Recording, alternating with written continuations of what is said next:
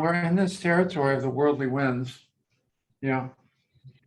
Pleasure and pain in particular. One more week with pleasure and pain. Yeah, and then we'll move beyond pleasure and pain. Yeah. So I wanted to read something today. You've all heard a version of this. It's called it's called different things. Five different. I walk down the road. I'm going to just read the official version of this. It's actually called "There's a Hole in My Sidewalk." Colin, I love this. Colin, the romance of self-discovery, from a book, The Romance of Self-Discovery, apparently. Now, it goes like this. Connection to pleasure and pain here, right? I walk down the street, there's a deep hole in the sidewalk, I fall in, I am lost, I am helpless. It isn't my fault. It takes forever to find a way out. I walk down the same street, there's a deep hole in the sidewalk, I pretend I don't see it. I fall in again. I can't believe I'm in the same place, but it isn't my fault. It still takes me a long time to get out. I walk down the same street. There's a deep hole in the sidewalk. I see it is there. I still fall in. It's a habit. My eyes are open. I know where I am. It is my fault. Ouch. I get out immediately. I walk down the same street. There's a deep hole in the sidewalk. I walk around it. I walk down another street. You know, this does sound rather romantic to me, in the sense that, well, it implies that we learn rather quickly. You know, maybe a few reps, and that's it. We put it in the rearview mirror, you know? That's it. I see I'm suffering. I don't want to suffer. I stop suffering. At first I suffer, right? This would be the Buddhist version, right? At first, I don't know why I'm suffering. It's not my fault. Things keep happening. Then I start to see what's going on. I start to see how I'm contributing to this pattern of suffering, but I still do it. And then I stop. I learn to just stop, right? And that's what this practice is about. It's inviting us to move in that direction, right? Yeah, which is great. Except that in real life experience, it's way more complicated than that. There's this deep respect. I do appreciate this deep respect in Buddhist psychology for the power of our conditioning, for the power of our habits. Yeah. And what it takes to begin to really change those habits,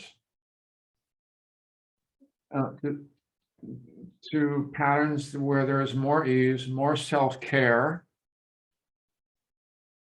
right? I mean, it is the direction that Buddhism and that these practices imply. We can move in this direction. It's just that it's, speaking for myself, there's so much humility in seeing just how long it takes. And it seems as if there's almost a part of us, strangely, we will say this, we all want to be happy, right? That all sentient beings want to be happy. And yet we see so many examples, and we see in ourselves in these practices how I want that, and yet I seem to,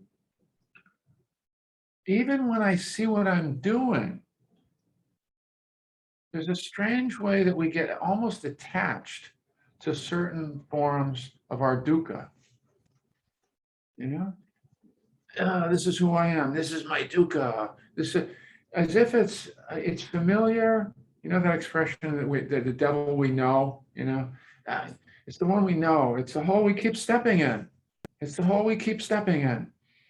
And of course, the way through that, the way to change the habit is to continue to look more closely at exactly what we're doing and see it again and again.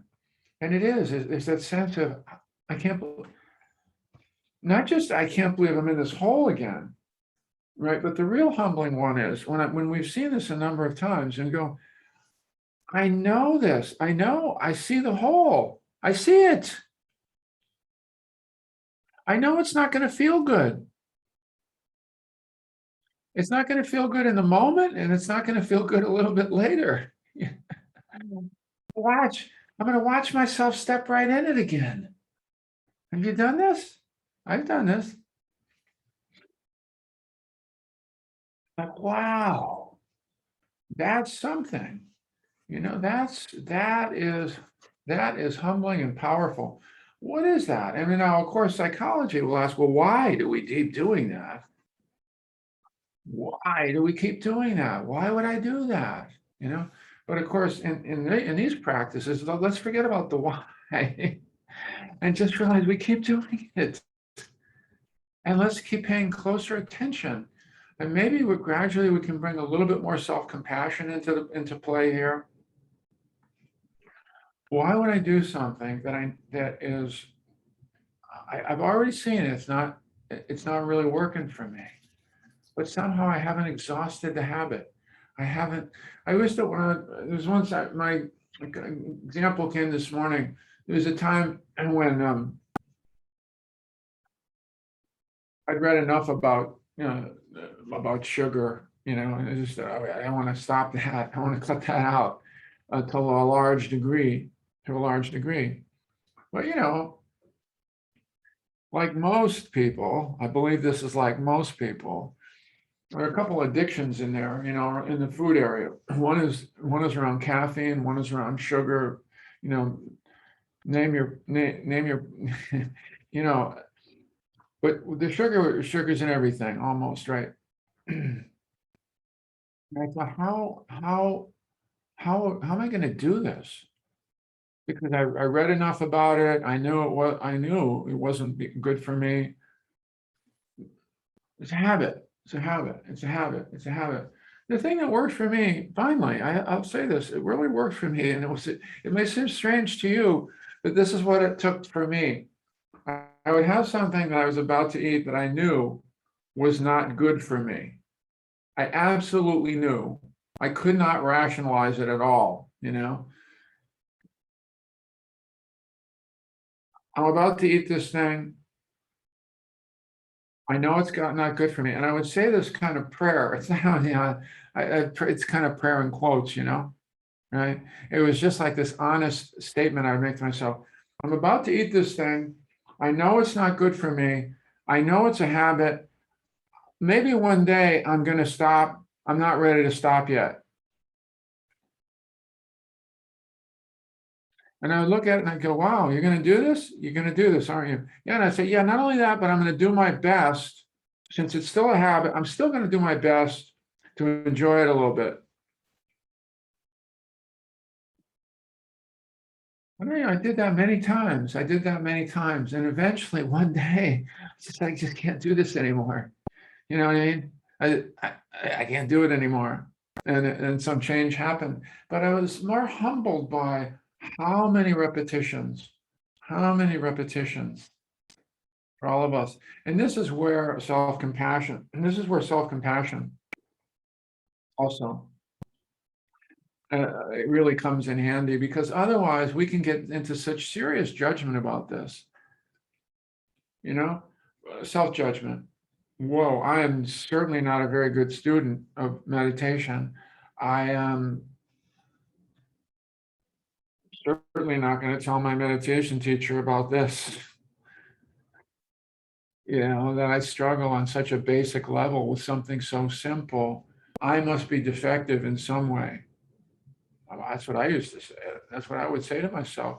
And so instead of self-compassion, it would be more embarrassment, blame, a little bit of shame even sometimes, And yet here I would, so I just mentioned this because it's one of the more complex bits around this pleasure and pain. It's not so linear and simple. Of course, I want to be happy. End of story. That may be true, but some of the dynamics in there are very complex, and we get attached to forms of our dukkha. And so I love that patience is one of the first qualities, paramis, that's emphasized in Buddhism that we need to develop in these practices. We need to have humility and patience and self-compassion, as we move toward more ease, toward more wholesome, more pleasant ways of moving through the world. Yeah.